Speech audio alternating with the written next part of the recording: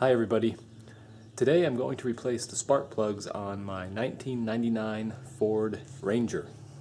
To complete this job, I'm going to need 8 spark plugs. Even though it's a 4-cylinder engine, the geniuses at Ford Motor Company designed it with 8 spark plugs. I'm also going to need a deep well 5/8 inch socket, 3/8 inch drive ratchet, and an assortment of extensions, universal joints, and we may need some other tools as well. We'll see how the job progresses. The first thing I want to do is remove this air duct because it's kind of in the way of the spark plugs here on the passenger side. To remove it, I'll use a flat screwdriver. That's another tool that we'll need for the job, flat screwdriver. Loosen the clamp on the mass airflow sensor side and on the throttle body side, and remove this plug right here, and this should just pull off.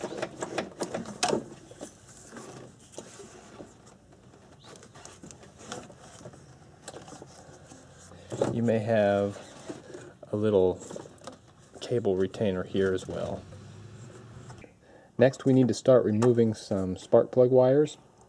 If you're worried about remembering where the individual wires go, you can label which wire goes to which cylinder, as I did right here.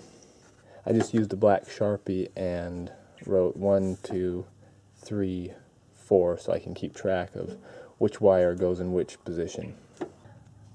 I'll start removing the wires here on the driver's side, mainly because this is the most difficult side and I want to get it done first. I'll start with the number 4 cylinder, which is way back here. You can see it between those two intake runners. And there is a plastic handle on that spark plug cap that might make it a little bit easier to remove, but it's still not a walk in the park. To give you an idea, it's just like the handle on this number 1 cylinder. So the idea is that you get your finger here and pull it off. I've got my finger hooked on that cap, and I'll just give it a tug and hopefully it'll come off. Well, it seems I'm not able to exert enough force on that cap to remove it by just reaching my hand around the back of the manifold here. So I think instead I'm going to use some needle nose pliers and just access it through here instead.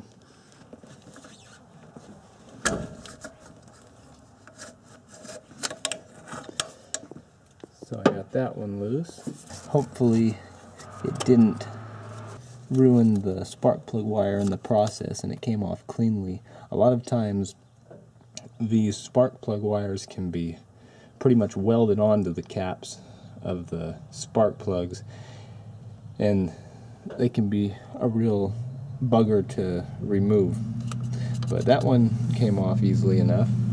Now it's on to the number 3 cylinder, which I should be able to reach right through here. I've manufactured a piece of tie wire that I should be able to fish down in here and reach the top of that handle.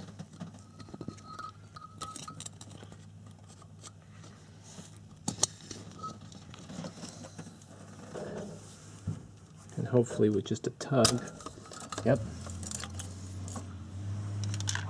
And that number 3 spark plug wire is loose as well. You probably couldn't see that, but I'll demonstrate on this number 1 cylinder. I just took the wire and put it over the top of the handle like this and gave it a good tug. Now I can hopefully reach around from the back here and get this out of the way so I can remove the spark plug. And on to spark plug number 2 on the driver's side. This doesn't have any fancy accessories. I should be able to just reach down and get it with my hand. Sometimes when removing these, it helps to push the wire onto the spark plug a little bit and then pull out and just kind of wiggle it to loosen it up. And this is what you want to avoid. When I pulled this plug wire off, this part came out. However, the terminal is still stuck on the spark plug down there. So I will be making at least one trip to the auto parts store. I think the only way to avoid that is to apply a liberal amount of the extra special dielectric grease when you're installing the new wires. Oh well. And spark plug number 1 wire came off without a hitch. Removing the wires on the other side is a lot more roomy.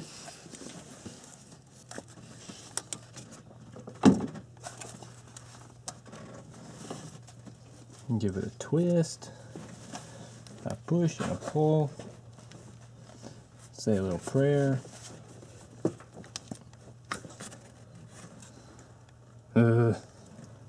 Guess I didn't pray hard enough. Lucky for me, these wires are lifetime warranty O'Reilly pieces. Well, that one came off nicely. So I think I will be visiting my friendly auto parts store, doing a little return, because these are fairly new wires. I replaced these wires probably about 2 months ago, and that one came off as it should. With all the wires removed, let's see if we can now remove some spark plugs. I'll start with this number 4 plug on the driver's side. I'm going to remove these vacuum lines, so maybe I can get a little bit of extra space between these intake runners. And my best recommendation for this spark plug is just a 5/8 inch spark plug socket and a couple of long extensions.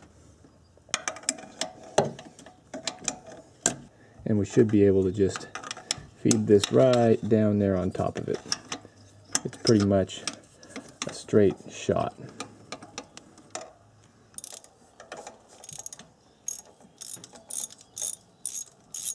If you have a certifiable spark plug socket, it will have some rubber inside here.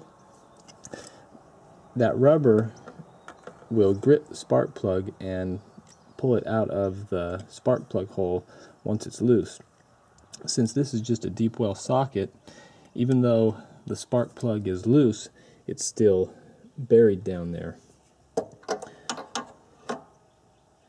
To get it out, I'm going to use just a long screwdriver with a old hard drive magnet on the end, and I should be able to hook that little spark plug.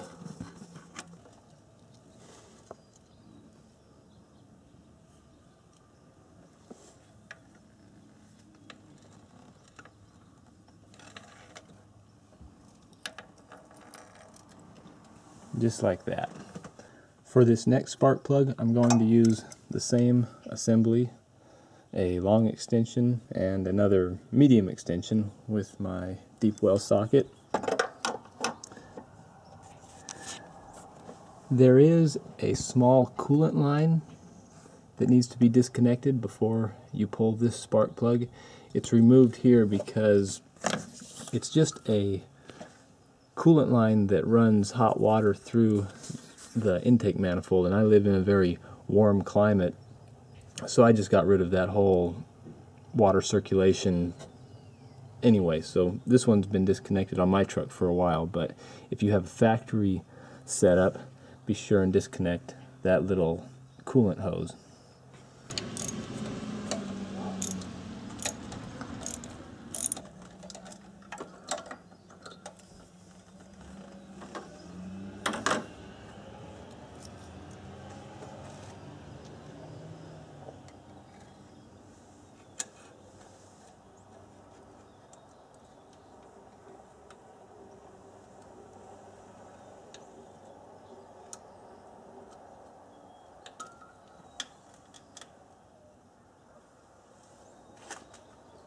For plug number 2, I'm going with the socket, universal joint, and long extension.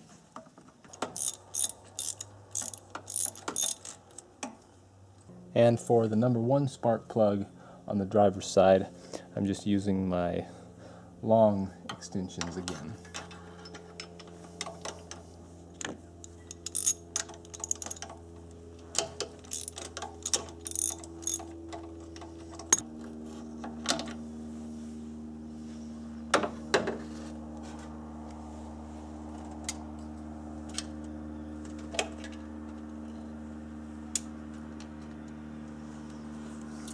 Now it's on to the passenger side. For the number 4 cylinder on the passenger side, I'm using the long extension and universal.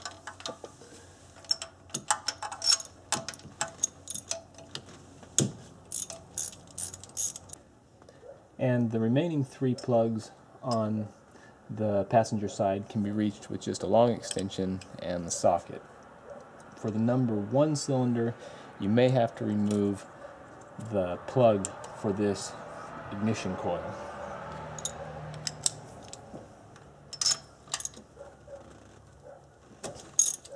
All the plugs are now out. It's time to install the new ones. The new spark plugs are Autolite AP104 Platinum plugs. This is the only platinum I own, is the amount that's in these spark plugs. I'll start with this plug back here, the number 4 on the driver's side, and there's 3 ways you can go to battle with that spark plug hole to get the new spark plug in. The easiest way by far is if you have a proper spark plug socket, which I didn't realize it when I started the video, but I do have one. I was fishing around in my toolbox, and if you have the proper socket, you can just put the plug in there and it stays. So we can put our extensions on there and put it right down where it goes without fear of this falling out. If you don't have the spark plug socket, you aren't entirely out of luck either, though. You can get underneath the truck and just reach up with this spark plug, and you know that the spark plug hole for that number 4 is right between these 2 runners. So you can just reach up here and put it where it goes, like that. And when you come back up top, it's right there waiting for you. Something else you might want to try if you don't want to get on your back and you don't have the correct socket is put a little bit of masking tape around the spark plug, and that little bit of extra material will cause enough friction that the spark plug won't fall out of that socket very easily. But I trust one way or the other you can figure it out. Ford recommends that we gap these spark plugs to 0.044 inches. So I'll whip out my handy dandy spark plug gapping tool and get right on that. So I will start by installing this number 4 plug. I feel real lucky that I found that special socket. Now when you start the spark plugs this way, I mean starting the threads into the spark plug hole, you should be able to turn this at least a couple revolutions before you start to feel some resistance. If you feel it start and it's immediately very hard to turn, don't be tempted just to start bearing down on this with the wrench, because the plug might be cross-threaded in the hole. And if you think that it's difficult to just remove and install spark plugs in that head, try to put a helicoil in there. That has to be, oh, nothing I want to do, that's for sure. So that one's started. So we'll tighten it down a little bit. Moving on to spark plug number 3.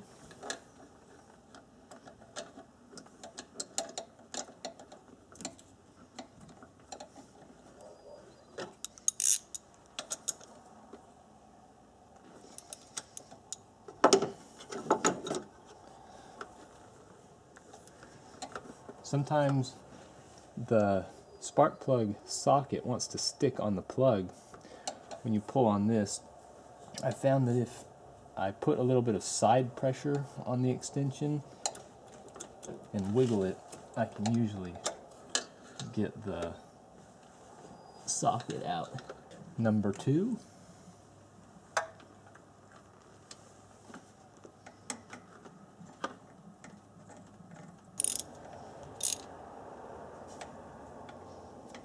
And number 1 on the driver's side. And that'll do it for the hard side. Let's move on over to the passenger seat. This side is pretty simple. It shouldn't throw you for any curves. So I think I will spare you the play-by-play. All of the plugs are in, however, I'm running out of daylight, so the rest of the job will have to wait until sunup. It's a new day, and I just got back from going into town. I went to O'Reilly's Auto Parts and picked up some new spark plug wires. It turns out that these have a lifetime guarantee on them, and that's typically not something that I worry about. I just had purchased these in the past because they were the cheapest available spark plug wire for my truck, but it turns out they're lifetime warranty, so I guess I'm set for spark plug wires no matter what happens. When I was out and about, I also went to the thrift store, and you know, I like to do a little bit of yard sale, thrift store speculating when I get the chance, and I found these. These are lenses for an old-fashioned Fuji camera, and they were 50 cents each. And what really sealed the deal was on this one, see, it's still new in the faux leather case and everything, but to seal the deal, look at this. That's not a plant, that was just there when I was in the store checking out what this thing was. I saw the dime in there, so even though this was priced at 50 cents, whoops, turns out it was really 40 cents.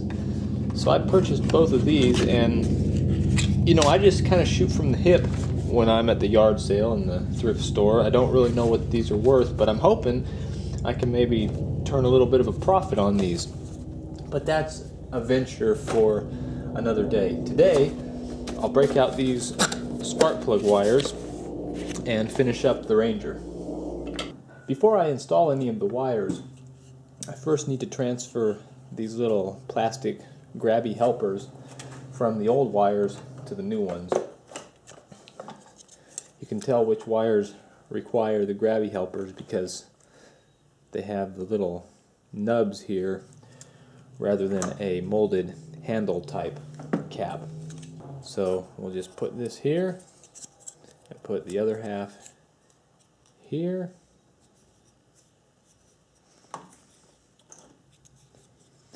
And the whole deal should just snap together.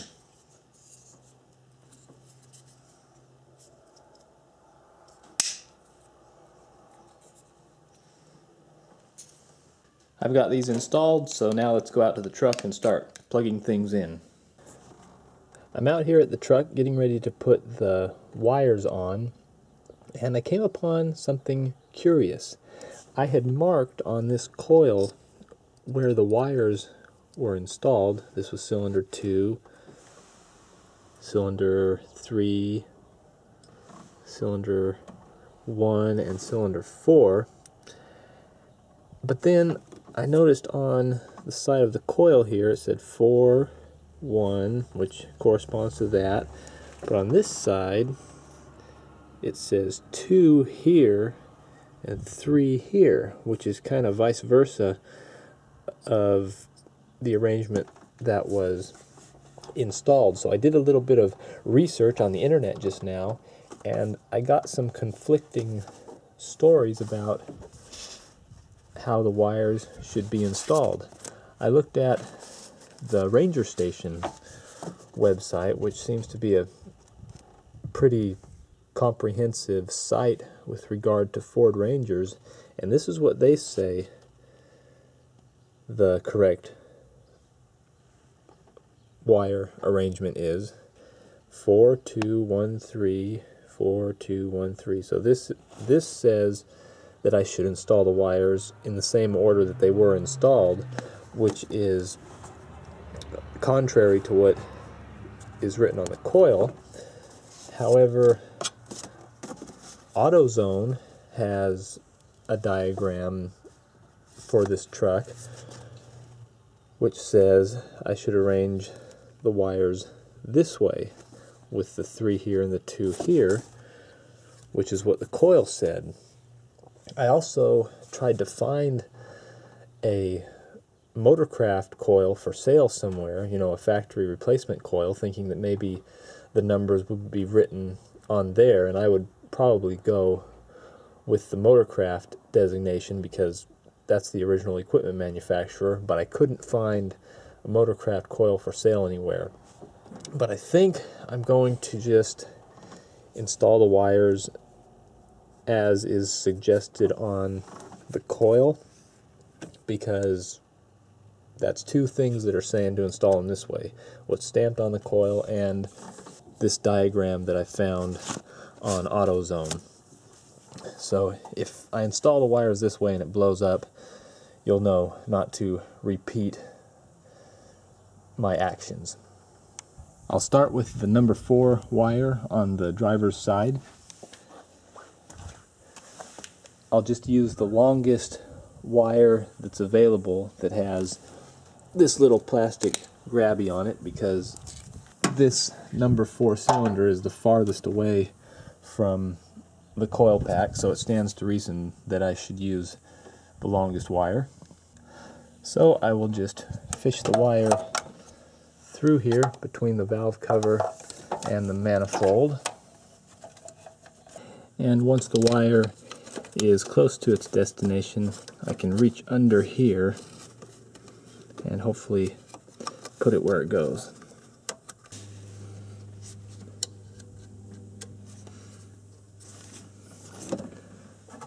The wire is now on the plug. I just need to push it down into its final position.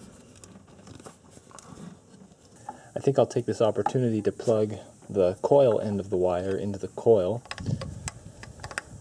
That way things will hopefully be less confusing. That one's in place. Only 7 more to go. Next I will install the number 3 wire on the driver's side. Of the 3 wires that have the plastic clip on them, this is the middle length. We'll go through here and we'll try to get the plug cap in position. Looks like that should do it. For this number 3 wire, I can't really push with my fingers or the pliers because the space isn't great enough, so I'll just use a large flathead screwdriver and gently push on the plastic handle helper to make sure that the plug cap is seated. And now I can plug the number 3 wire into its terminal, which I decided was right here. With regard to the arrangement of the wires on the coil pack, it would probably behoove you to just use the same configuration that was in place at the time of the wire removal, rather than change something. If your truck was running well, just leave it alone. Here are the remaining wires that I have to install. For the number 2 plug on the driver's side, it doesn't require one of these handles. This is for the number 1 wire. So we need to decide which wire I should use for the number 2. I have these arranged from shortest to longest. I have 3 here of different lengths, and then 2 here of the same length. And I'm going to use one of these for the number 2 cylinder on the driver's side. And this one should be pretty easy. It's kind of out in the open here. This is the last spark plug on the driver's side, number 1 cylinder. So I'll just push this one into place.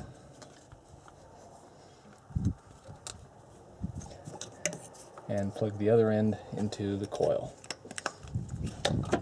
Since all of these wires are now in place on this side, I think this is a great time to reinstall the vacuum lines that we disconnected from here. And if you didn't do the manifold coolant bypass, make sure to reconnect the coolant hose underneath here. And for reference, this is the nipple where the small coolant line attaches. Now we're on to the passenger side, which should go quicker than the driver's side because there's not as much in the way. I'll start with the number 4 cylinder back here and just use the longest of the remaining wires.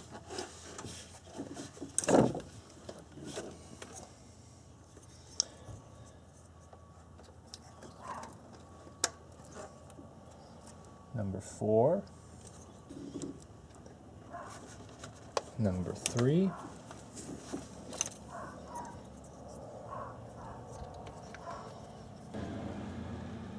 number 2,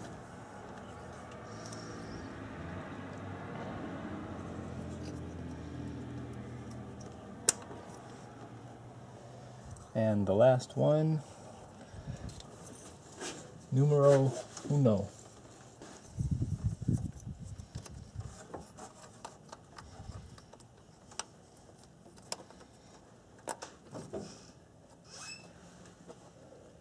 And that completes the spark plug wire installation. To recap, this is the driver's side set of wires, and this back coil is the passenger side set of wires. And this is the routing that I used for the wires. This is the front of the vehicle, and this is cylinder number 1, 2, 3, 4. And back here, cylinder 1, 2, 3, 4. But as I said earlier, just attach them the way they came off. That'll probably be the best bet. If your truck is newer and in better shape than mine, you'll probably have some of the little plastic wire organizers that will keep all the wires nice and free of flopping. Mine have long since been lost and crushed, so I'll just use some zip ties and secure these. For the sake of engine compartment tidiness, I really went the extra mile here and tied these wires up to this engine hoist here.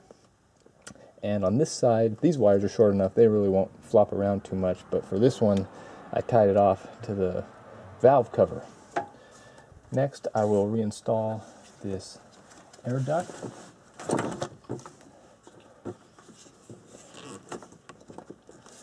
There's a plug here. I think it's an air temperature sensor, but I'm not sure. We'll attach it anyway. And there's a little cable stay right here that we'll reinstall.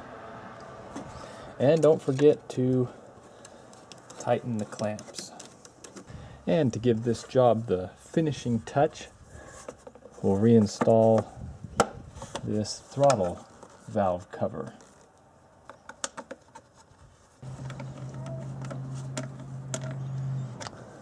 And that's that, ladies and gentlemen. How to replace spark plugs and wires in a 2.5 liter Ranger without too much headache.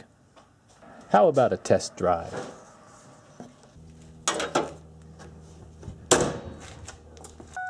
So let's see if it even runs. Step 1, check. So let's do a little brisk acceleration, or as brisk as a 4-cylinder Ranger can be.